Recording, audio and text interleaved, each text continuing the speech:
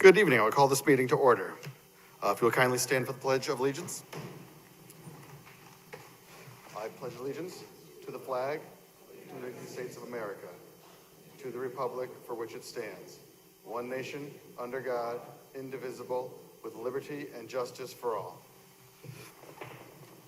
Thank you very much. Madam Clerk, will you kindly call the roll? Allenson. Carmody. Here. Fishbein. Here. Laffin. Here. Regan. Here. Reynolds. Here. Tata. Here. Testa. Marone. Here. And I'm not sure if you got it. Councilor Allenson is on the phone. Actually here. There she goes. All right, thank you. All right, moving on to the consent agenda. Mr. Chairman, I move that we approve or accept consent agenda items 3A through 3J and 3K as amended. Second. Motion's made and second. Any discussion on the motion? All those in favor signify by saying aye. Aye. Opposed? Abstentions? Motion's unanimous. Item 4, there were no items removed from the consent agenda. Number 5, public question and answer. Is there anyone with a question for the council? Sir.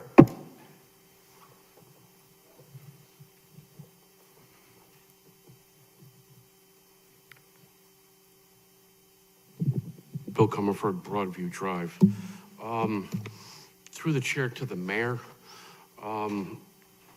2023 MS4 reports that you signed, it was incomplete. Is there a certain amount of time before the town submits the missing items? I don't know the answer to that, and I'll have to find out. Okay.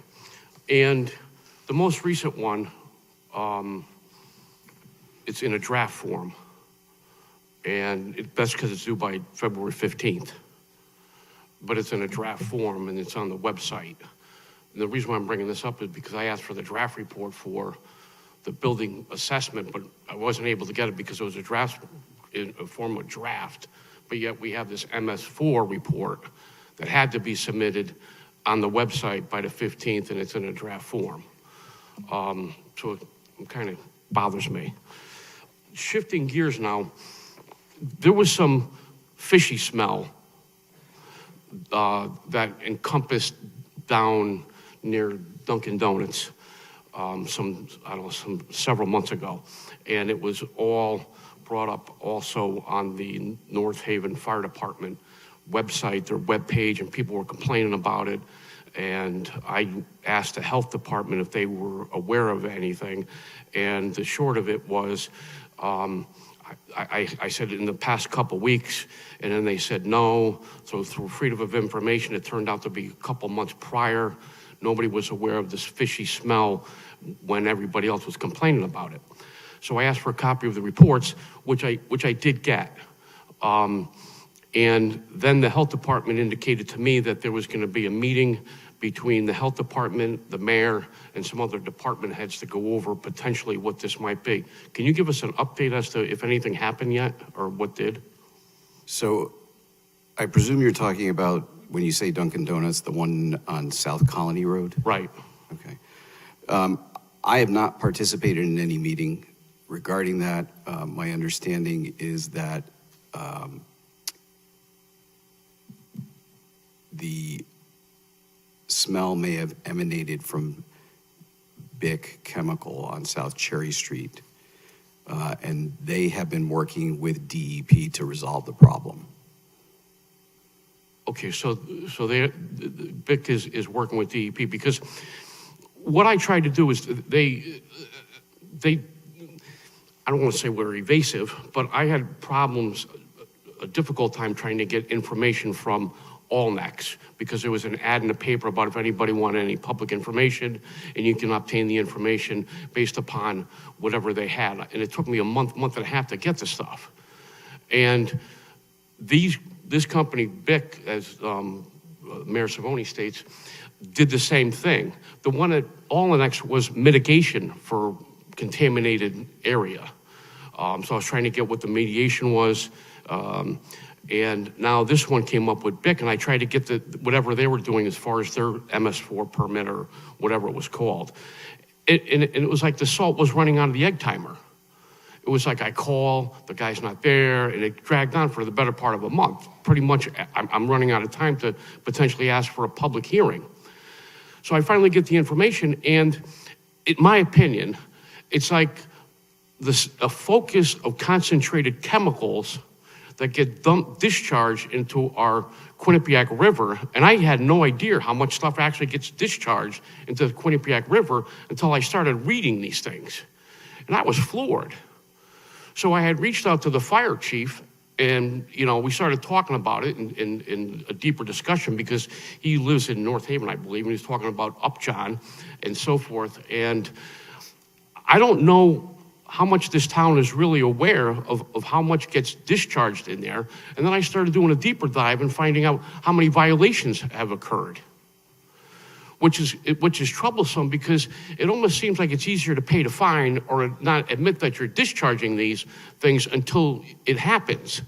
So going back to the smell, for the health department, it says that she talked to the people at BIC and that they were going to put some kind of scrubbers on, and then the whole thing evaporated. I said, what happened? I got nothing. Now that I reached out to the fire marshal, he says that he is of the opinion that they may have done the scrubbers. My point is, it shouldn't be people saying, what's this smell and how bad it is. We should be more proactive as opposed to reactive. And I live on the top of the hill. So when them smokestacks come and the prevailing wind comes, it's like between the apple orchard and the smell, it's pretty powerful. I'm just saying that, in my opinion, the town ought to take a closer look as to what gets dumped into our waterways, and be on top of this. And I don't want to speak for the fire chief, but I think that he's on board with it too. Thank you. Thank you. Sir?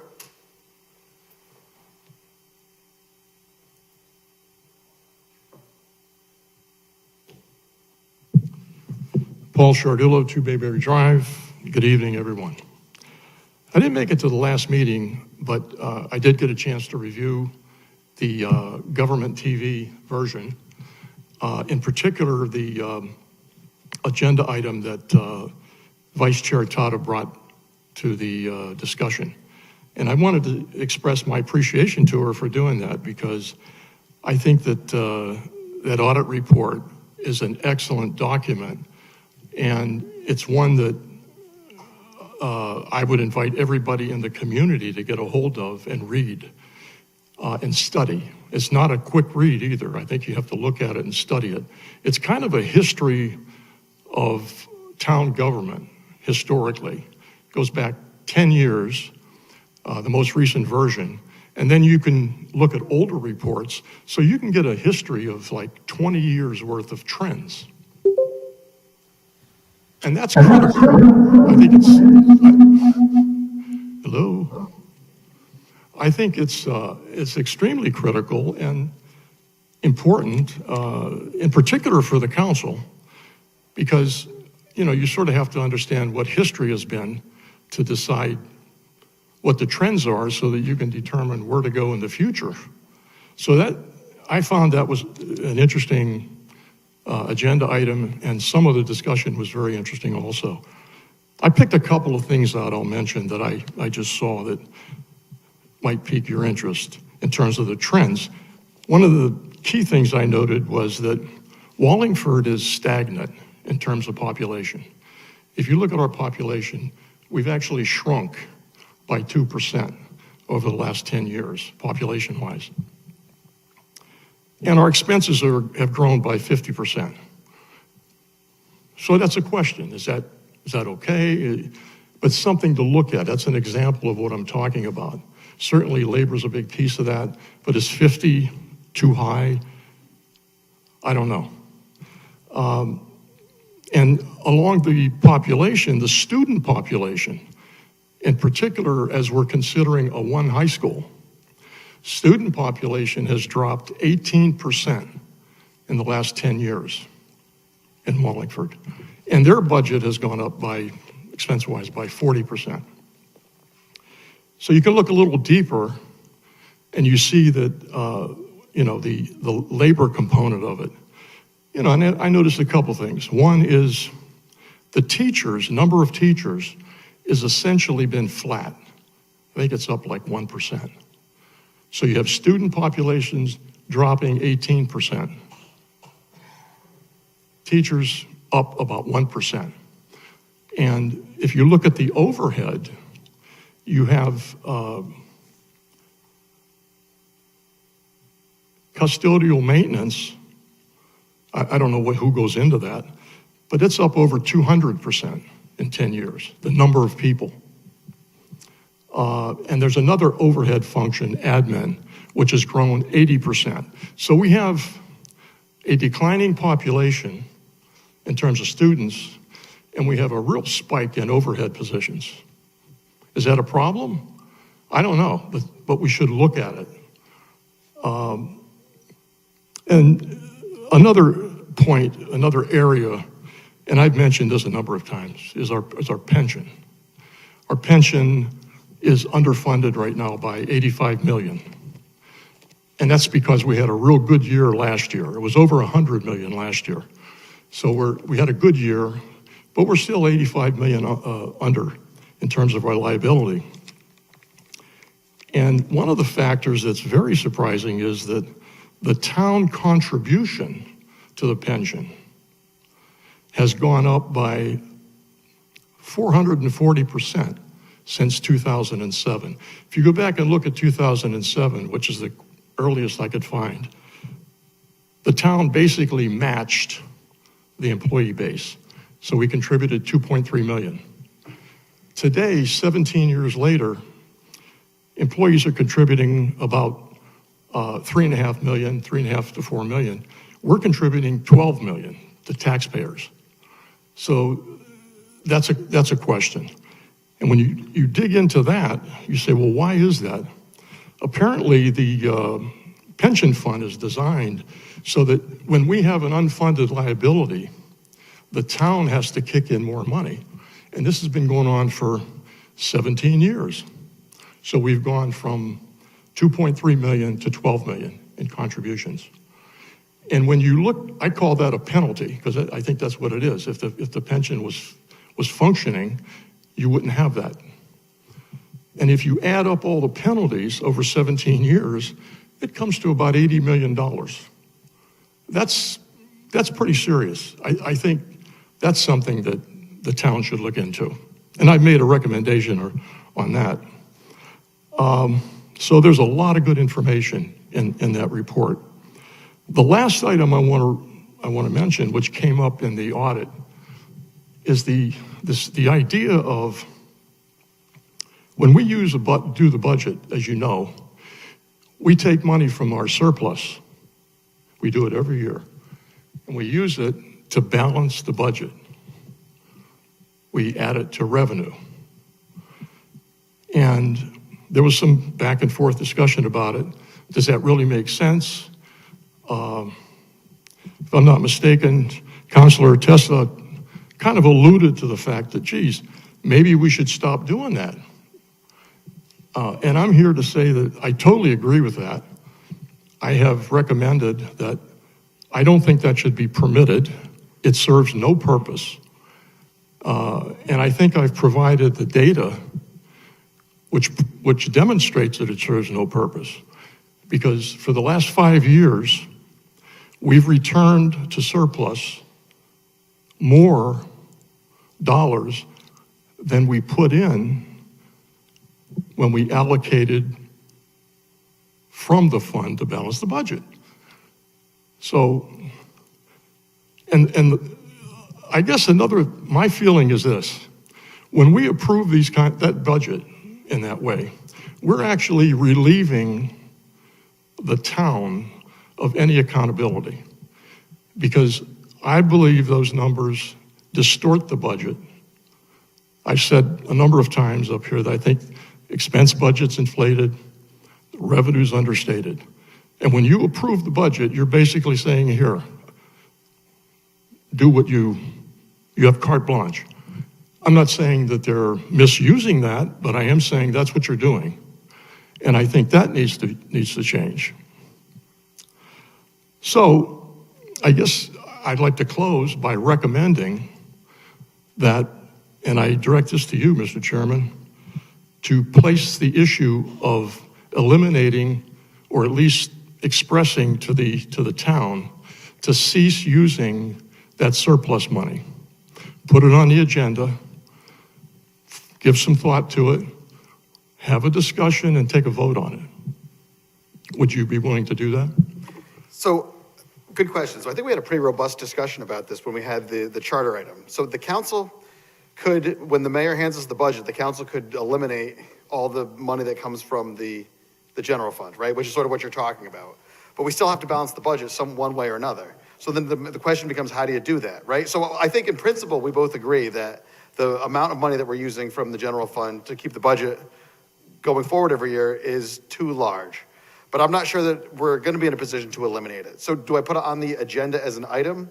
Well, this would be a part of the budget discussion, right? So when we have the budget workshops, we can have a discussion about it then, and certainly that would be the appropriate time to take it up. So I'm happy to have a discussion about it, but I don't know that, reasonably, I think that we can eliminate it 100%. I think the goal should be to reduce it to as little as possible.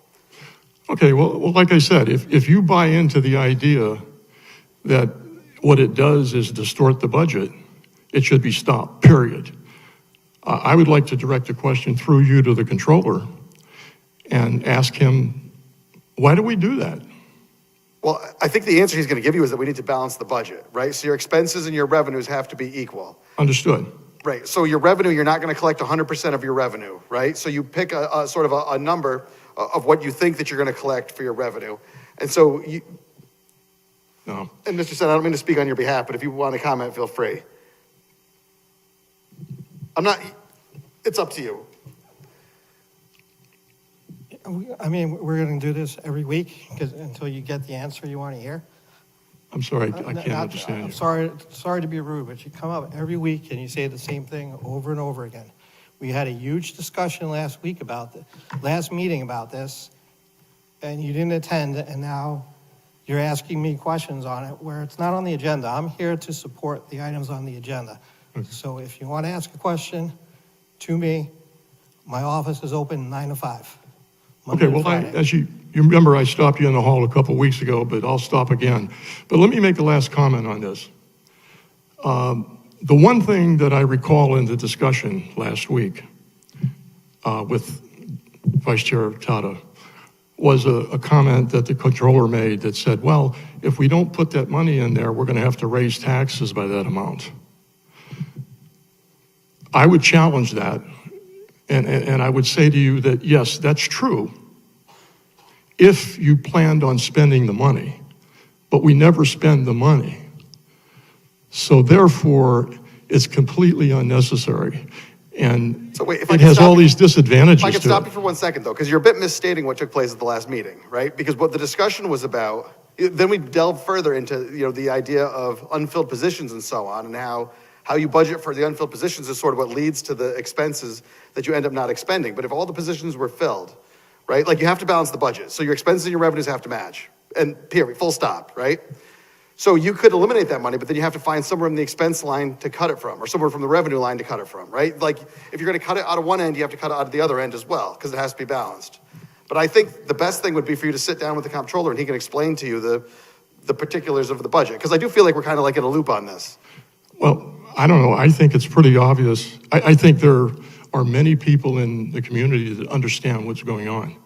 I guess I don't want to sit down with anybody because it's so obvious that what is happening. I'm very disappointed. And I say to you again, I would like to see the council. If you don't want to put it on the agenda, I would ask the council members to please give some thought to it and put it on the agenda and let's talk about it. And everybody can come and bring what they have to say to the table. But this business of every single year we don't spend the money. Once in a blue moon, we tap into it for $1 million or something. One last point, which I think supports my argument. If you assume that the town is planning to spend this money, let's assume they did. Let's assume that in last year, instead of a $10.9 million surplus, let's say we came in spot on budget. What would that mean?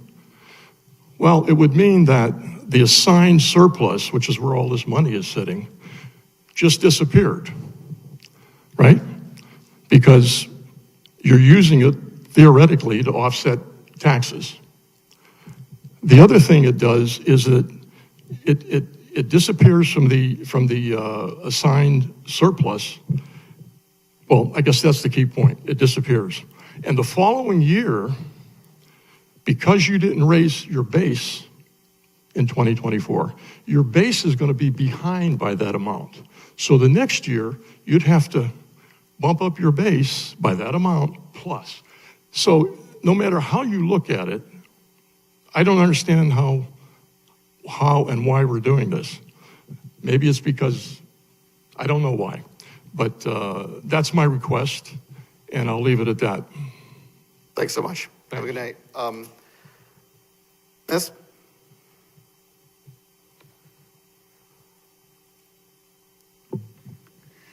Susan Heisinger, 36 Surrey Drive. I don't have a question. I just have a preliminary comment on your agenda item number 7. I am here because in 1979, I went briefly by the name of Patty Hurst, and I was part of the very initial SWAT training program for police in the South Central region. And I want to reiterate that that legacy effort with the South Central community police group that was done then is needed ever more. And what we learned in that experience, the very first experience, was that you need to go through the training because you need to be more prepared. In that training, the police that participated failed because I took 6 of them out. And they were so upset at their failure, they would not allow me as part of the originating team that brought this to them to be part. That girl could not be in the room. So this girl is before you today as someone who is a strong advocate for gun control legislation, but also an advocate for appropriate training for police. And SWAT training is not like any other training that the police have. It helps them with strategy. It helps them learn to work together. And unfortunately, it also helps them face their failures. So please endorse what the chief brings you tonight wholeheartedly, because it's absolutely necessary for a safe democracy. Thank you very much. All right, moving on to item 6, discussion of old business. Mayor, do you have an update on community pool? Yes, last week we met with the architect, purchasing, and the rec director to work on finalizing the bid specs. We expect that the bid specifications will be finalized and on the portal in the coming weeks. Okay, perfect. And how about an update on the building maintenance assessment? Comments on the draft reports have been sent to the consultant, and we are just waiting for their response now. Okay, perfect, thank you. I can handle the update on the fire department study. I spoke to purchasing about this last week. There were some forms to sign, which are all set. So that they were supposed to make contact with the vendor, and that should be, we funded it a couple of meetings ago, so that should be underway shortly. On to number 7. Mr. Chairman, I move that we approve the Town of Wallingford's participation in the South Central SWAT Mutual Police Assistance Compact. Our motion is made and seconded. Good evening, Chief. Good evening, everyone. If you could kindly identify yourself for the record. Chief John Ventura. All right, Chief, is there anything, is there anything you'd like to start with before you take questions? Sure. So just how we got here, right? So in 1986, the Wallingford Police Department formed their first SWAT team. It consisted of 7 or 8 individuals that were trained a little bit above the patrol division to handle certain incidents. And as we progressed, we really realized pretty quickly that you needed to partner, right? So in this day and age in law enforcement, you can't run it alone. It's very difficult unless you're a very large agency. So in 2015, we made the determination to partner with the Cheshire Police Department to form one larger SWAT team, the Cheshire Wallingford Emergency Response Team, at which point I was the commander of. As we move forward with that team, the goal was to add more people, right? But what ended up happening was we almost had the same amount of people as we did when we were a solo team. That was more evident last year when we got called out to a barricaded individual with a firearm. So it had a successful conclusion to that incident, but being on scene and witnessing firsthand, we were almost out of people, right? We were almost combat ineffective because what was occurring is that we had people doing dual roles. We had patrol officers that were transitioning to SWAT. We had detectives that were transitioning to SWAT. Our patrol staffing was hurting because the people also were coming off of patrol. We were trying to find people to backfill that. So after the after action, we sat down and kind of had a really heart-to-heart with the team commanders and realized that we couldn't carry on like that anymore because we weren't operating as a Tier 4 team. So we're operating as a Tier 4 team. We needed to be a Tier 1 team. So the National Tactical Officers Association established guidelines for emergency response teams. We were operating as a perimeter team based on our numbers and based on our equipment. And that's not something in this day of liability that we were going to, move forward with. We couldn't sustain that. So the hard determination was made to, sever the relationship with the Cheshire Police Department as far as the SWAT component went. Cheshire joined the Central Region SWAT team, and our goal was to join South Central. South Central are partners that we work with on a daily basis.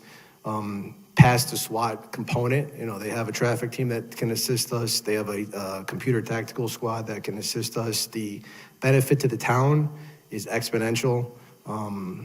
Instead of 14 people showing up, now 30 to 40 SWAT operators show up with an entire independent negotiation component, a mobile command center, all the equipment that you need, and some to help the situation come to a peaceful resolution. So there's no negative effects to this. This is strictly a positive benefit to not only the Wallingford Police Department, but the entire community.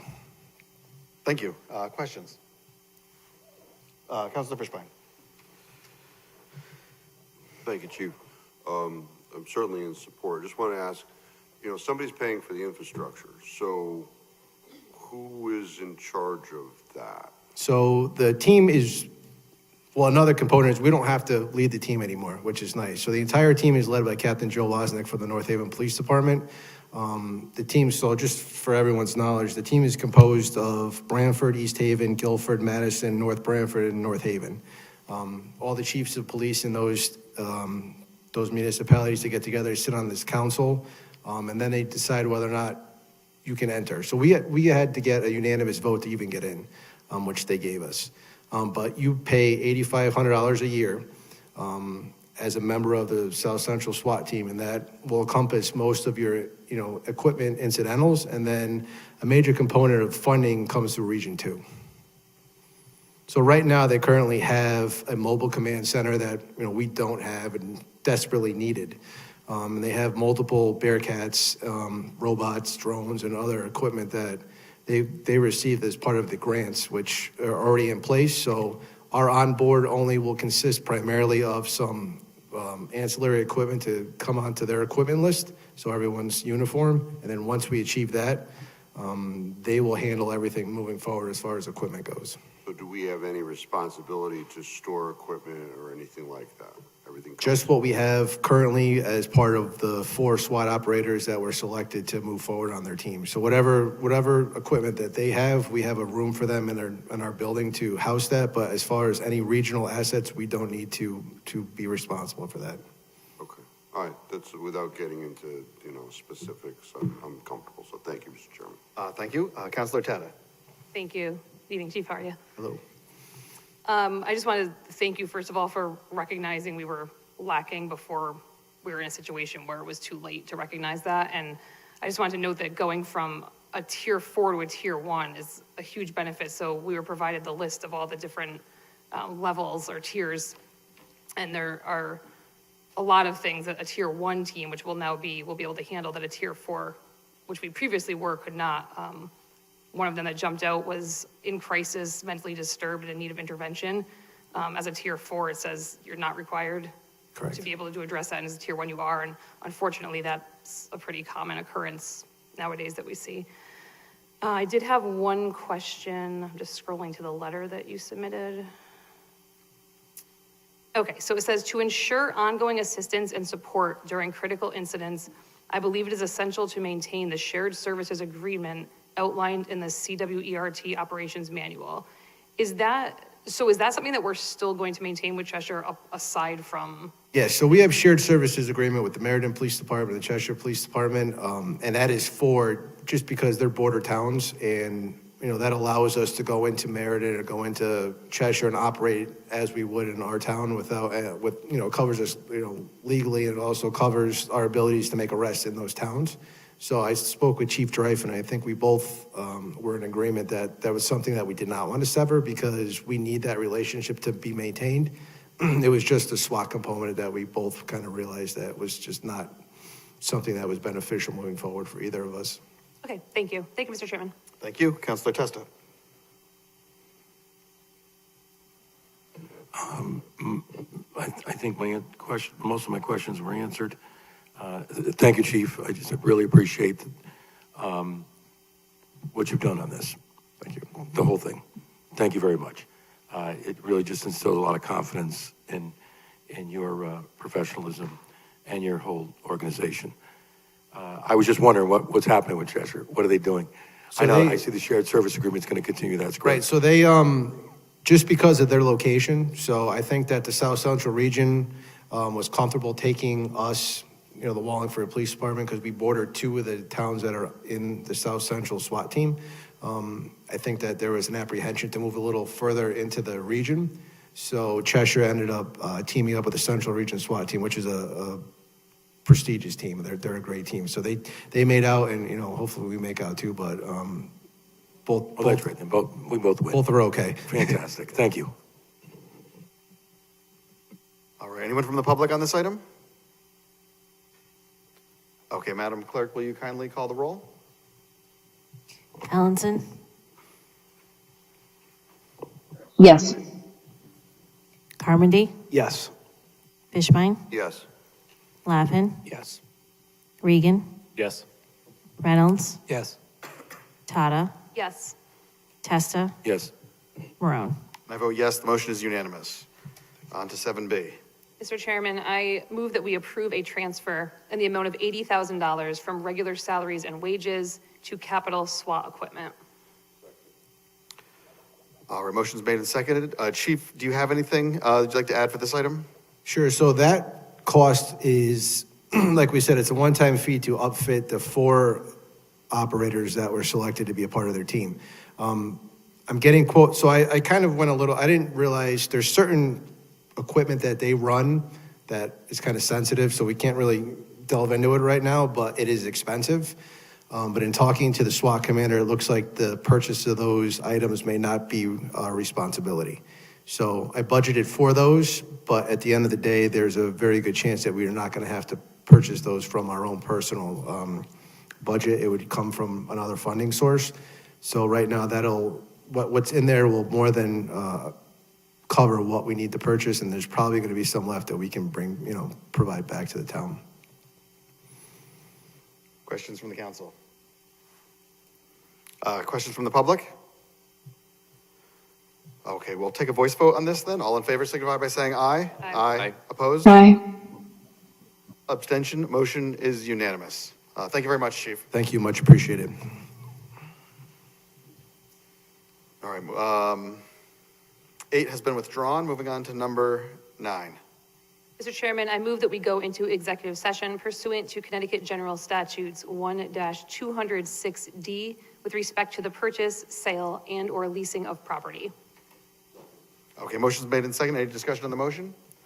All those in favor signify by saying aye. Aye. Aye. Opposed? Abstentions? We're now going into executive session. So if we could kindly clear the chamber.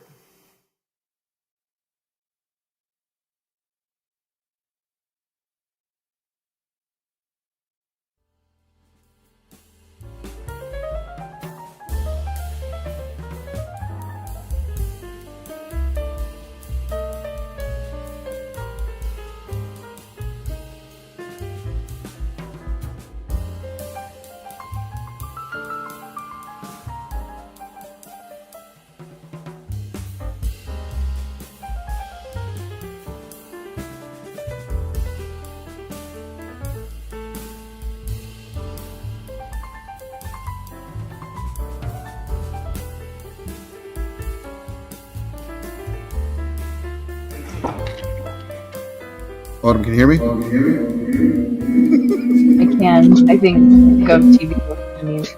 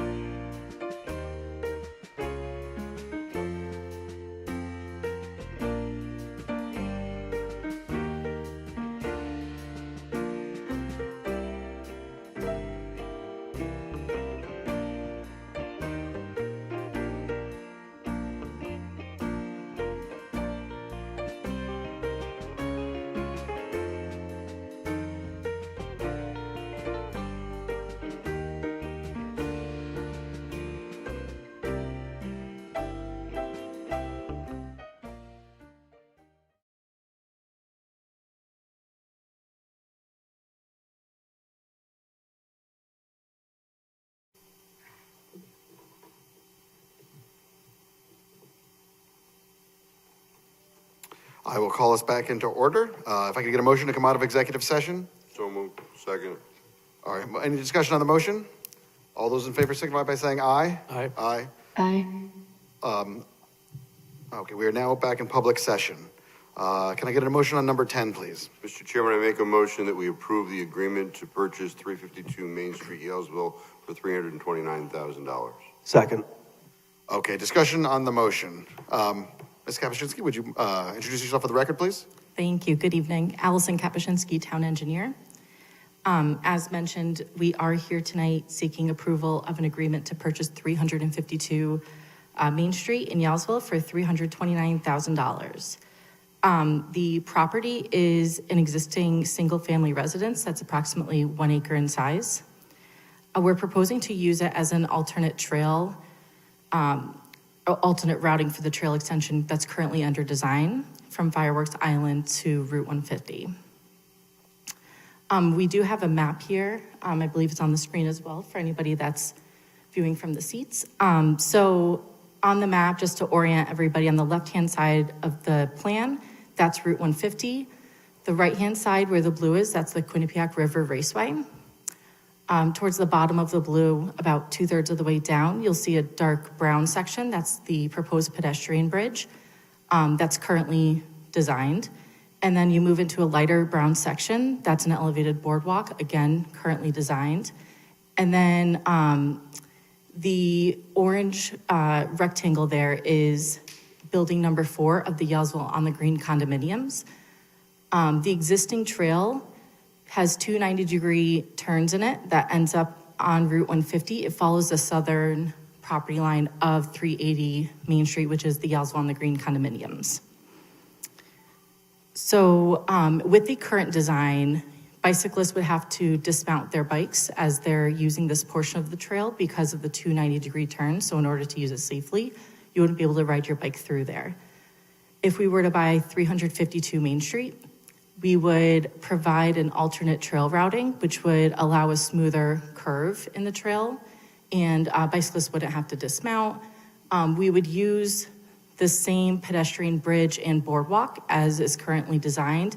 Immediately after the boardwalk, that's where we would turn to the south and go through 352 Main Street. The property could also be looked to be used for a small parking area, which could help relieve some of the traffic through the condominium property using the timber bridge that's existing and the parking lot on Fireworks Island. So the plan, I just used our existing plan. We didn't make any new plans for this purpose, but the front of 352 Main Street is very close to the intersection with Hill Ave, which does provide some interesting opportunities for crossing the street and extending the trail that way, just making it more walkable for people in the area. So tonight we are only speaking about the purchase of the property, but I did want to mention that additional design would be needed and we would end up coming back for funding for that design. We don't have a proposal yet. We haven't dove that far without the agreement to purchase the property yet, but my indication is that it would probably be somewhere in the $80,000 to $90,000 range for the additional design services. A lot of that does stem for the additional work on Route 150. And the overall construction costs with the existing alignment and this new alignment, if it were to go forward, I do think that they're comparable. The only wild card is Route 150. If we end up doing some sort of a crosswalk, pedestrian push signals, all of that, that's not included in the existing project, but it would be needed in the future potentially. It could be a benefit, and it also could be something the state might require. So that would all come out during design. And then we have confirmed that our funding that we currently have is not in jeopardy if we were to use this new proposed routing.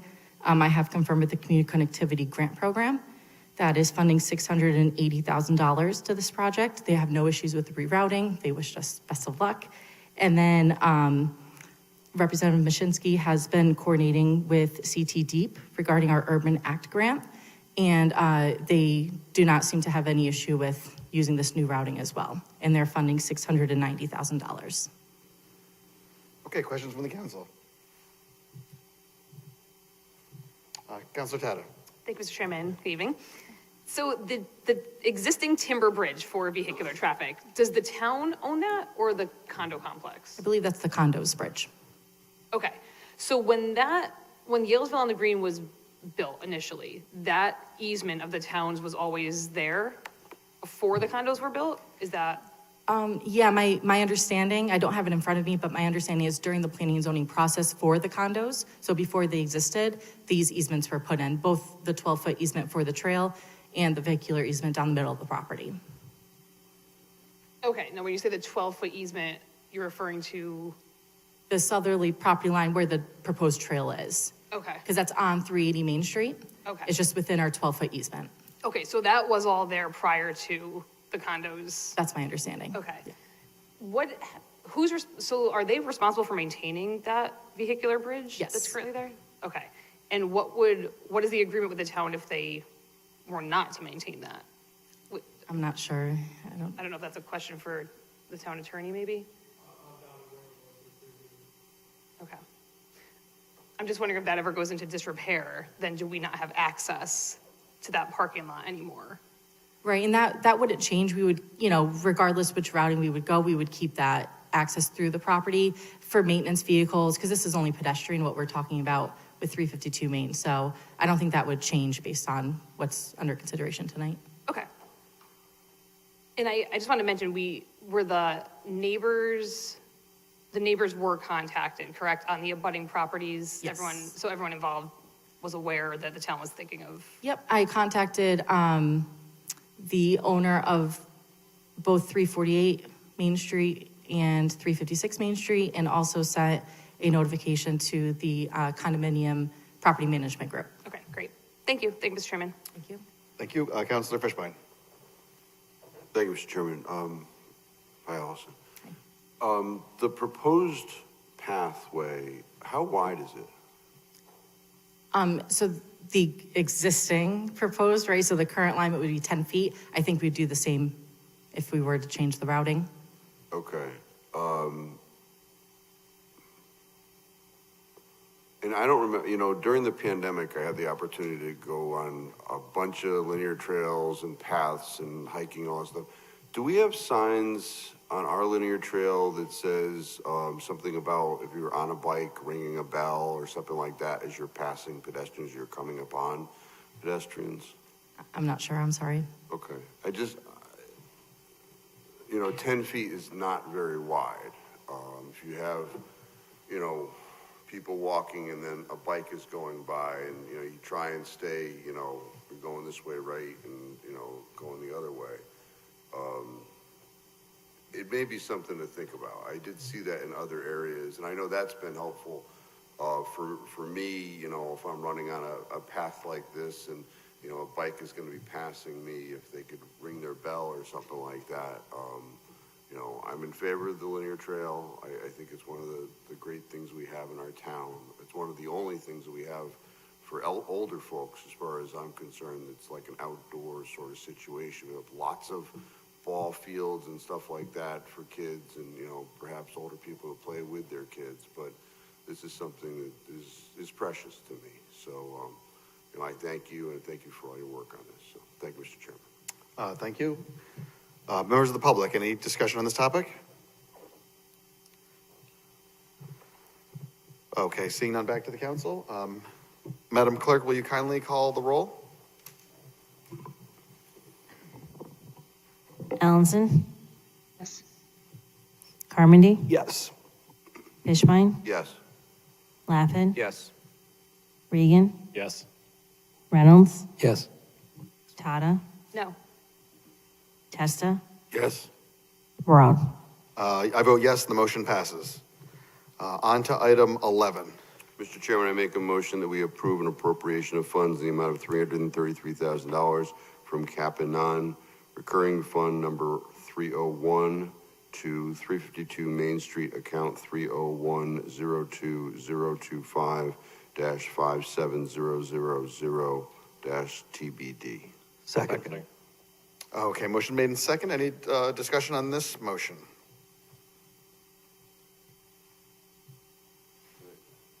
Councilor Fishbein. Thank you, Mr. Chairman. Allison, the purchase price is $329,000. The appropriation that's before us now is $333,000. What do we account the difference being? I did not come up with that. So I can answer that. Law asked me to put in an extra 4,000 in case anything came up during the purchase process. Okay, that's fair.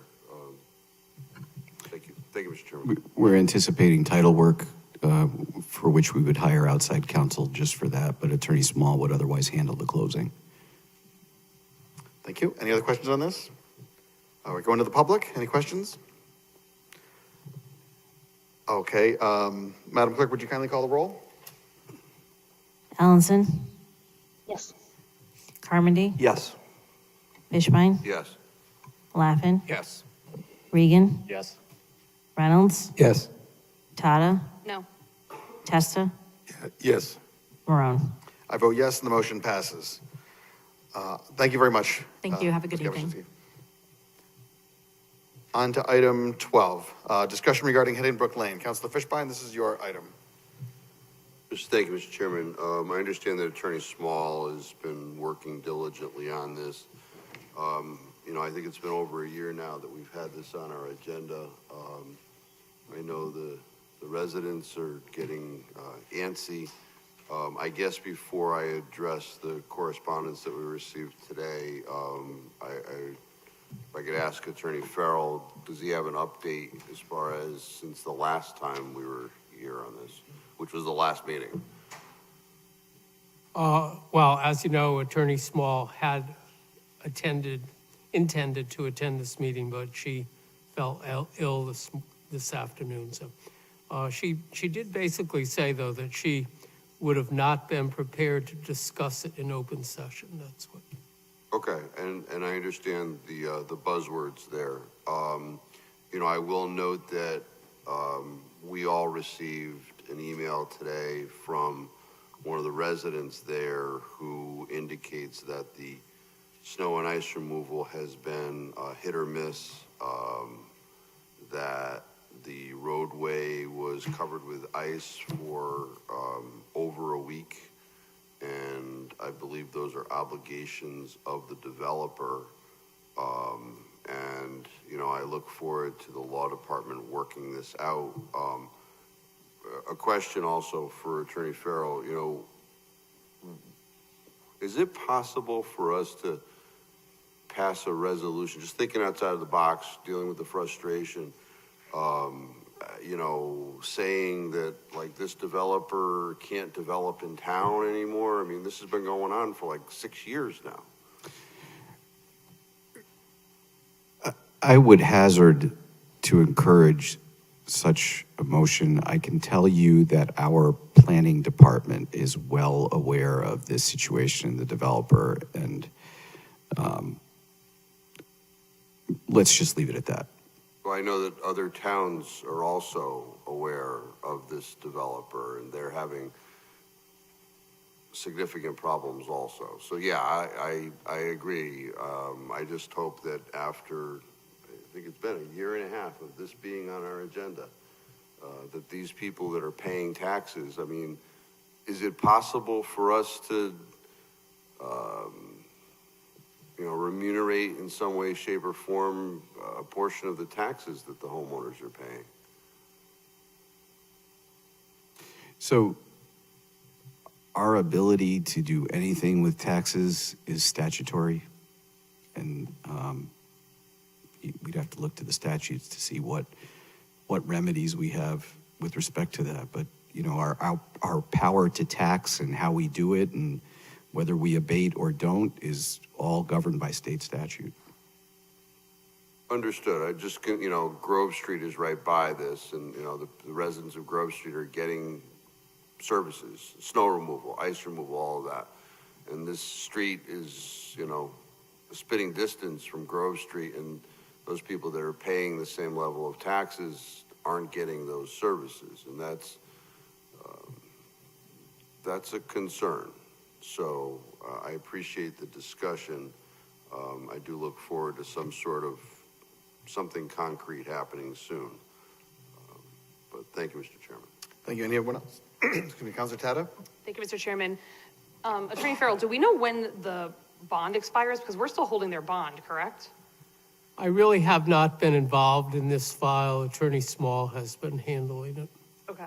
Because last I had heard, we're still holding their bond, and I believe the extension, or why it was taking so long, I believe that was a state extension during COVID, and that was why, I want to say it was a number of years, if I recall, that Attorney Small had said. So, but we do still have that bond, as far as I know, and I'll double check with Attorney Small on that. Thank you, Mr. Chairman. We Councilor do Fishbein? still, if I may. I'm sorry, Mayor, please. Yeah, we do still have the bond. The bond gets released upon satisfaction of all conditions, and there are lots of conditions outstanding. But there's a certain date, or a certain deadline for which they have to comply, correct? It is. It was extended 14 years by That's, COVID. yeah, all right, that was the number, and that was Yeah. by the state during COVID, correct? But That yes, 14-year extension. the legislature during COVID. Correct. Yeah. Okay, so unfortunately, well, I guess we don't know what year we're on, but we're not close to 14 years, I know that, so, yeah. All right, thank you. Thank you, Mr. Chairman. Councilor Fishbein? Attorney Small and I have discussed at length what the state did. And I think we both agree that that doesn't apply on a bright line rule to this situation. And the reason is that I believe all of the conditions that have not been met require the signature of the developer. So calling a bond does not compel a signature. And that is the problem that we are dealing with. So it has absolutely nothing to do with when you can call the bond. It's a breach of contract. We really want to go there. It's a breach between, the ice and snow removal, they aren't doing it. Not as timely as they should be doing it. It's a breach of the agreements that they entered into when they sold the properties, but that's a private right of action. So, that's generally where this is without diving in too deep on this. So, thank you, Mr. Chairman. Thank you. Anyone else on this item? Any members of the public with a comment on this item? Sir?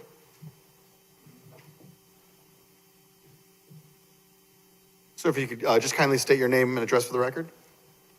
I've watched lots of these videos. Nick Falco, 5 Hidden Brook Lane. So first of all, thank you all for making this an agenda item tonight, especially Councilor Fishbein, and keeping it on the agenda, over the past year. To Councilor's point, it's been on the agenda for over a year now, but, I wrote my initial letter to the town council back in December of 21. There were letters to the mayor before that. Unfortunately with the whole COVID extension and, this is kind of the first time I'm hearing that 14-year might not apply to our situation. So we were told it did apply before. So it's a little frustrating just hearing different stories as the times go by. It's gonna be 7 years I've moved into this house in a couple months. We were told that the initial clock started in 2016 when the developer came into an agreement with the town. I think it was May of 2016. So we always thought it was 5 years initially. So May of 21, be all over with. Pandemic happened. So, here we are 9 years later almost. So to think this could be going another 5 years maybe, but maybe not, it's just a little frustrating. And, like I sent you all the email today that I previously sent the counselor, snow removal sometimes, like they never come unprompted. I'll say that. And like I said, I do text the developer. He never texts back, as you saw in the, in the email. Sometimes the plow comes, sometimes it doesn't. In a situation where we had that ice storm where you could tell the slush is going to turn to ice, I'm not a chemist, but I can tell you when, there's 2 inches of water on the road and it's going to be 20 degrees for 10 days, it's going to freeze. So I text him, no one comes. And, that stretch of 68 is dangerous on dry pavement to pull out. And in ice, it's very dangerous. I have 2 small children. Anthony has 2 small children. God forbid something happens when we're pulling out with our kids. I don't know who'd be liable, the state, the town, the developer, because the state just pushes all that ice into our roadway and doesn't get moved. So it's very dangerous. It's very frustrating. We just want it to be over with, Like Craig said, we've been paying taxes for 7 years now. Pay a lot of taxes. Houses are highly assessed. So thank you for your time. Thank you very much. Anyone else on this item? All right, bring it back to the council. We're not contemplating any action, so seeing no other items on the agenda, this meeting is adjourned. Don't have a drink. Thanks, Jeff.